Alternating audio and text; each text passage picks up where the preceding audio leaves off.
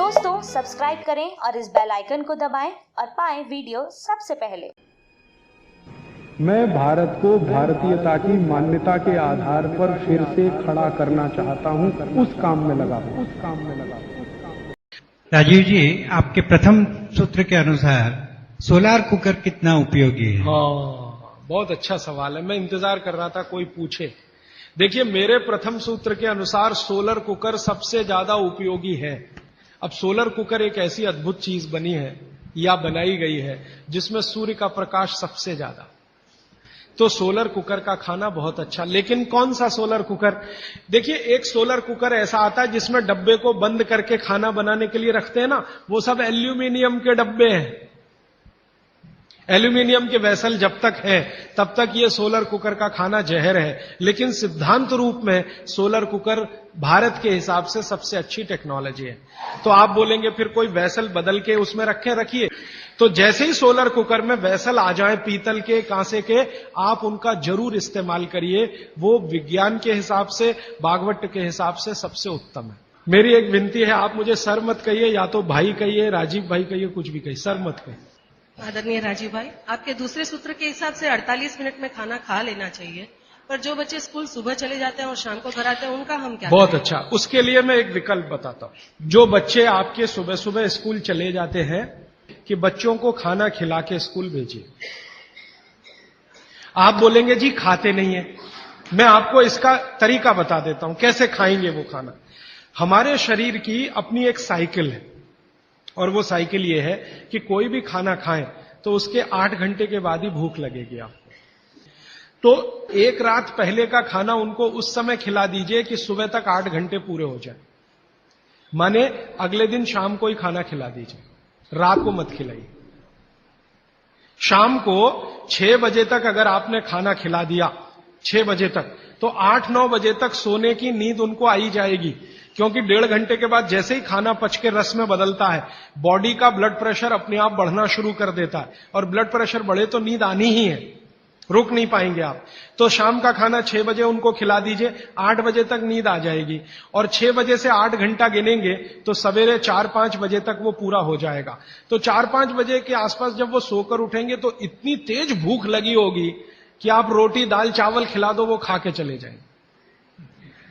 आपको थोड़ा बदल ये करना है कि रात को हम बच्चों को 10 बजे खाना खिला रहे हैं या 11 बजे खिला रहे हैं, उसके 2 घंटे के बाद रस बन रहा है तो 1 बज जाएगा। 3-4 बजे तक आधा खाना पचा, आधा नहीं पचा, सवेरे उठने पर भूख लगेगी कैसे? बच्चों को रात का खाना बिल्कुल बंद कर दीजिए। मैं आपको विनम्रता पूर्वक कह रहा हूं, इसको मैं कल या परसों बहुत विस्तार से समझाऊंगा, पूछ लिया आज आपने इसलिए कह रहा हूं। रात का खाना बिल्कुल बंद कर दीजिए, क्योंकि बागभट्टी जी का ये जो पहला नियम है ना, ये अभी मैंने आधा ही बताया। सूर्य का प्रकाश और पवन का स्पर्श हर समय वो कहते हैं खाते समय पीते समय रहना ही चाहिए। अब 6 बजे के बाद तो सूर्य प्रकाश रह नहीं सकता, और आप जानते हैं सूर्य प्रकाश का सबसे बड़ा परिणाम है विटामिन डी का निर्माण। सूर्य प्रकाश में ही विटामिन डी बनता है। तो जब तक ये सूर्य प्रकाश है तब तक खाना खाएं तो विटामिन डी मिले, और बच्चों को विटामिन डी सबसे ज्यादा चाहिए। इसलिए बच्चों को तो रात का खाना बिल्कुल बंद करिए, शाम 6 बजे खिला दीजिए। सुबह 7 बजे जब स्कूल जाएंगे, खूब भूख लगी होगी, उस समय 7 बजे पराठा बना के भी खिलाइए, आलू का भी पराठा खिलाइए, गोभी का भी खिलाइए, कोई फर्क नहीं पड़ता। सुबह के भोजन पे आगे बात करूंगा। सुबह का भोजन जितना हैवी हो उतना अच्छा। गोभी का पराठा, आलू का पराठा, जितना पराठा, पूड़ी, जो पकवान, सब सुबह, सब सुबह। दोपहर का खाना थोड़ा कम, और रात का बिल्कुल कम, शाम का बिल्कुल कम। तो बच्चों को भरपेट खाना खिला के स्कूल भेजिए। लंच बॉक्स की जरूरत नहीं है। जब वो घर आए तो दूसरा भोजन कराइए, और शाम को 6 बजे तक तीसरा भोजन। तो मैंने कुछ बच्चों पे प्रयोग किया, शाम का भोजन बंद किया, सुबह उठते ही भूख लगती है उनको। ये तो प्रकृति का नियम है, लगे।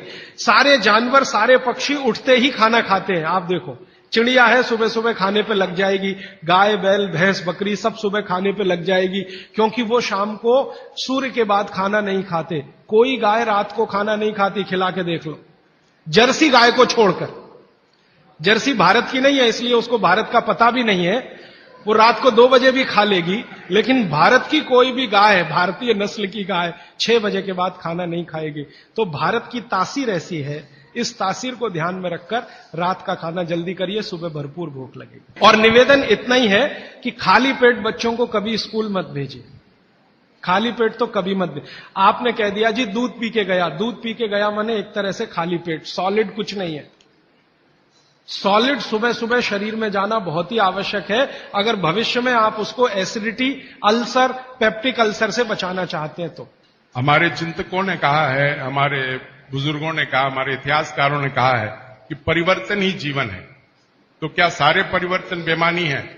अगर ऐसा है, अगर परिवर्तन बेमानी नहीं है, तो ऐसे कौन से परिवर्तन है जिसे हम अपनाएं और ऐसे कौन से परिवर्तन है जिसे हम ठुकराएं? बहुत अच्छा सवाल, बहुत अच्छा सवाल है। देखिए, दुनिया में हर समय परिवर्तन होते हैं, ये प्रकृति का नियम है और यही जीवन है, ये बिल्कुल सही बात है।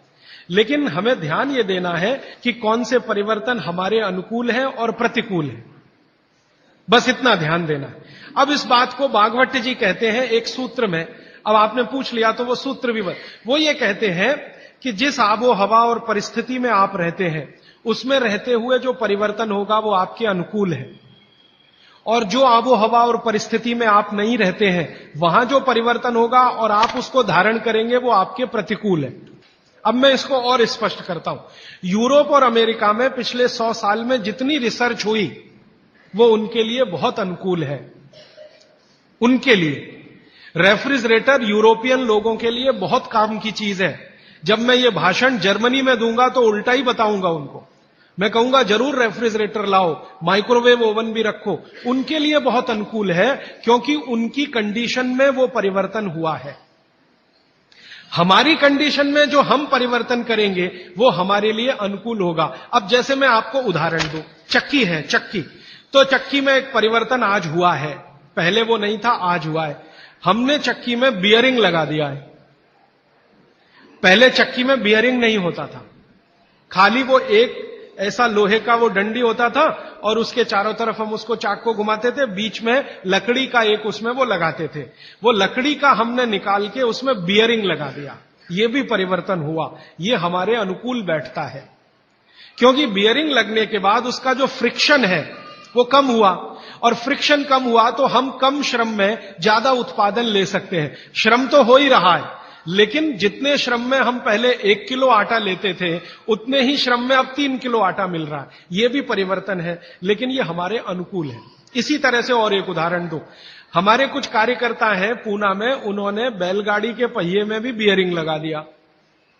परिवर्तन यहां भी हुआ, नई बैलगाड़ी बनी, उसमें बियरिंग का पहिया है। अब उसका क्या हुआ कि बैल को खींचने में मदद हो गई।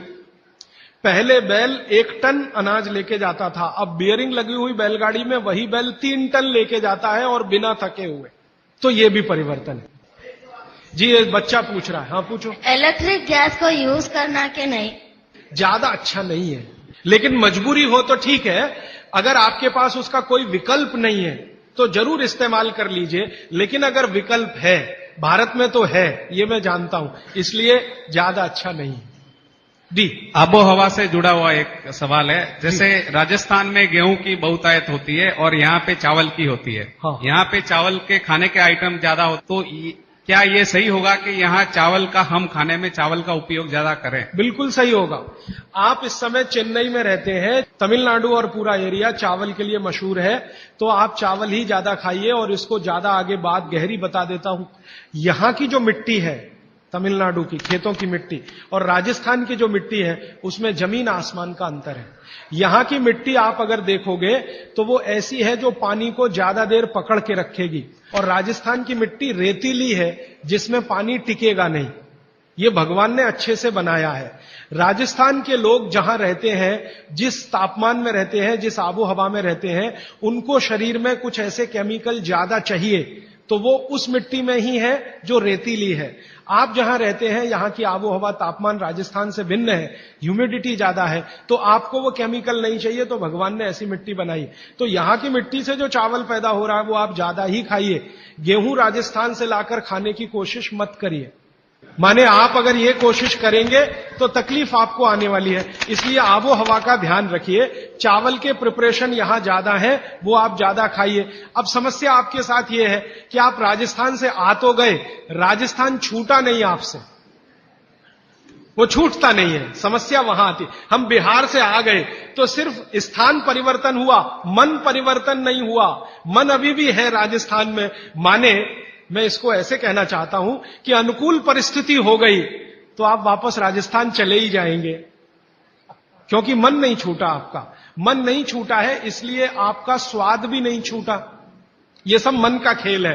मन से सारे स्वाद और वो सब जुड़े। मन नहीं छूटा तो स्वाद नहीं छूटा। तो आप फिर गेहूं मंगवाते हैं और उसको रोटी बना के खाते हैं, वो स्वाद के लिए तो ठीक है, पौष्टिकता के हिसाब से आपके लिए चावल ज्यादा ठीक है। तो शायद आपने एक बैलेंस बना लिया है कि रोटी भी खाते हैं, चावल भी खाते हैं, यही है ना। तो इसी को चलने दीजिए। मैं आपका मन छुड़ाना नहीं चाहता, क्योंकि मैं नहीं चाहता कि आप परमानेंट यहां रहें। एक दिन राजस्थान तमिलनाडु से अच्छा हो जाए तो आप चले जाएं, ये मैं चाहता हूं। तो मेरे लिए वो स्वदेशी के लिए अच्छा है। तो आप मन को और स्वास्थ्य को बैलेंस कर लीजिए। बैलेंस इसमें यह है कि 2-3 रोटी खा लीजिए और थोड़ा चावल खा लीजिए, ऐसा कुछ कर लीजिए। थोड़ा इडली खा लीजिए और थोड़ा हलवा खा लीजिए। हलवा इडली के साथ जरूर खा लीजिए बैलेंस के लिए। थोड़ा डोसा खा रहे हैं तो थोड़ा बाजरी का रोटी का एक आध टुकड़ा या आधा बाजरी की रोटी का। ये मैं बताऊंगा आपको आने वाले समय में किसके साथ क्या खाएं और आपका बैलेंस बना रहे, टिका रहे। लेकिन इसको ध्यान में रखिए कि आप स्वास्थ्य के लिए थोड़ा, क्योंकि मन भी अगर आपका बहुत दुखी हुआ तो स्वास्थ्य खराब होगा ही, ये भी मैं बता। रोटी नहीं मिलेगी तो मन खराब होगा, तो उसका असर शरीर पे आएगा। इसलिए मन और स्वास्थ्य को बैलेंस करिए। जी आखिरी सवाल। हाँ राजीव भैया, ये जो आपने बोला कि एल्यूमिनियम खाने के हिसाब से बहुत गंदी चीज है, तो आज जो भी खाना पैक हो रहा है वो एल्यूमिनियम फॉइल या वो जो भी चीज है वो उसमें अंदर यूज आ रहा है, मतलब जो साइंटिफिक के हिसाब से या जो भी अभी जो पैकिंग वगैरह हो रहा है उसमें एल्यूमिनियम पे ज्यादा जोर देते हैं कि भाई एल्यूमिनियम में पैक है, आपका फ्रेशनेस रहेगा। इसके ऊपर थोड़ा बहुत बोलिए। मेरा आपको एक ही विनंती है, क्योंकि ये मैं करके देख लिया है कि एल्यूमिनियम फॉइल में जो आप खाना पैक करते हैं ले जाने के लिए रास्ते में, ये बहुत ही खराब है, अच्छा नहीं है। तो आप बोलेंगे जी किस में पैक करें? खाना कपड़े में पैक करना सबसे अच्छा है। कपड़ा, सूती कपड़ा होता है ना, पतला, एकदम पतला, उसमें जो रोटी बांध के आप रखें वो दुनिया का सबसे अच्छा पैकिंग है। वो विज्ञान के हिसाब से बहुत अच्छा है। पतले सूती कपड़े में रोटी बांधकर रखना सबसे अच्छी पैकिंग है।